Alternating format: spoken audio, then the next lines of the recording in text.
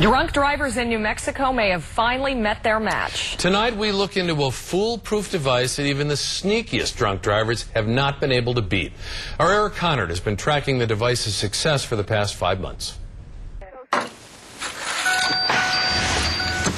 Drunk drivers have been swerving all over New Mexico roads for decades. Almost hit the guardrail.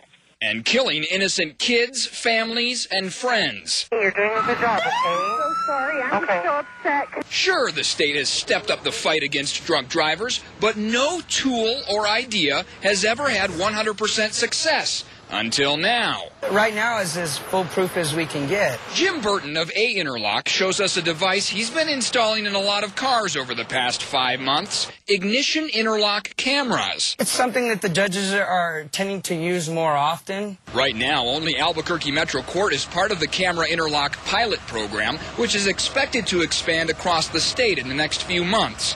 The judges typically require them for drivers who have several DWIs or have tampered with regular interlocks. And Burton says recently, more judges have been ordering the camera interlocks for suspects who are awaiting trial. In order to start their car, offenders have to put the key in the ignition, pick up the device, and hold it in front of a tiny camera. Now, the device must stay in view of the camera in order to take a test. If I drop it out of view or out of sight of the camera, it'll automatically fail that test. Meaning drunk drivers can't have their sober passenger blow into the device for them, a frequent problem with regular interlocks.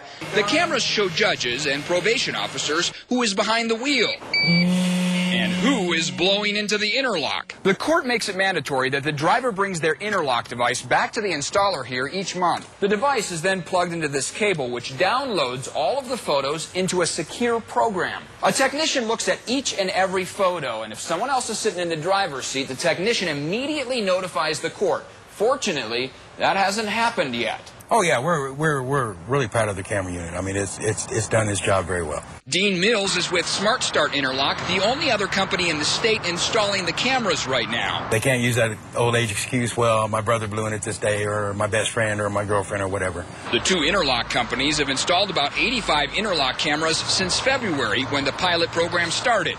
So far, none of the offenders have tried to cheat the system by having someone else blow into it. At this point, it's the best instrument available. You know, a picture paints 1,000 words, but in this case, a picture stops 1,000 excuses. Terry Huertas was the director of MAD for 13 years before joining Smart Start. We've seen people try to tamper with things, and a camera is not going to allow that to happen. It's nice, but you kind of look at the bigger picture. Linda Atkinson with the DWI Resource Center would rather see money going toward DWI prevention. I'd put 100 more officers on the streets doing traffic enforcement.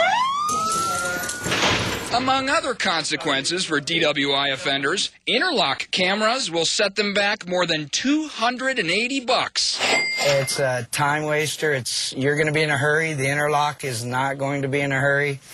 And in some cases, it's just downright embarrassing. Eric Connard, Eyewitness News 4. The only offender with an interlock camera installed who's tried to beat the system is this woman.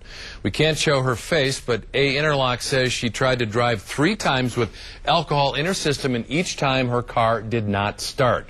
Her probation officer will decide how she will be disciplined.